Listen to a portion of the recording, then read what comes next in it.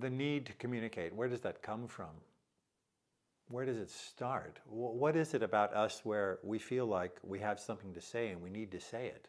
Now, to get used to this thought of now opening yourself up to this, you're growing.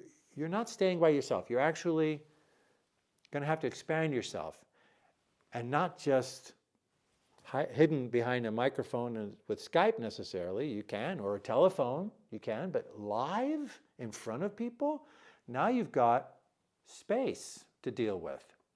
You've got light coming at you.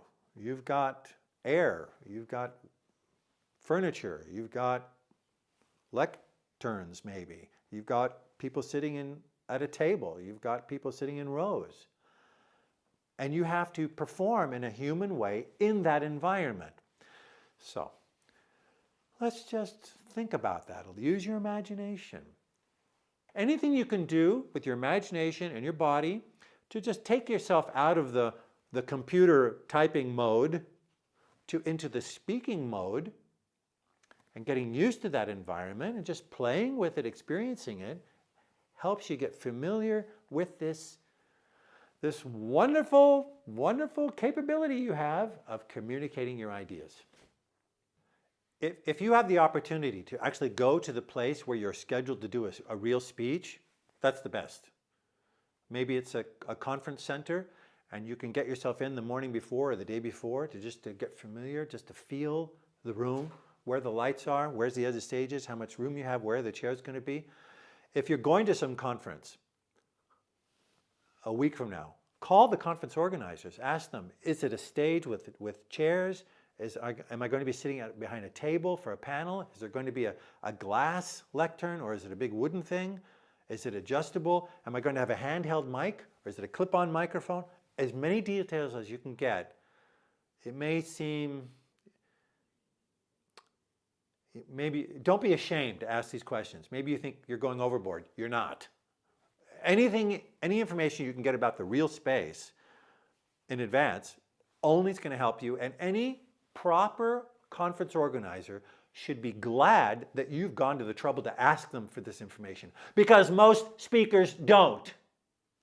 Most speakers show up unprepared, and you can go to any conference, any part of the world, and see bad speakers, unprepared. Okay? And if you want to be the speaker who's different, who actually successfully communicates their idea, it's the speaker you want to be who is prepared. So, yeah, obviously, if you can use your imagination or actually go to the place to prepare yourself better. That's for a conference situation, but it could also be a wedding in a church. It could be a birthday party. Imagine the setup there. If you're feeling a little uncomfortable with that situation, put yourself in it ahead of time in your own home. Move the furniture, clear the space. Be like an actor. Imagine you're on the stage. Create the stage. Or an architect. You know, architects, when they're creating a house, Dan, they imagine, they create their building, their house on paper, and then they actually put it in the space, and they walk through their imaginary house, and they think, oh, that beam is too low. I'll have to put the beam higher. They can imagine it. They walk around the furniture. It's the power of your mind to actually create that imaginary space as if it's real for you. It's surprising how real it can be and how that imaginary, real experience can give you real benefit in preparing yourself. I can imagine people thinking, well, this is so childish. I'm not a kid. I don't have to pretend all this stuff. It's like game playing or something. Well, yeah, we may be grown-ups. We may be adults. However, so much of our power, our ability, is childlike in a way. You don't want to squash the child in you, that child quality, the emotional side, the human side, the friendly, the warm side that we had as children. Maybe as children we were less inhibited in a way. And as adults, somehow we get all these fears and constraints and become inhibited.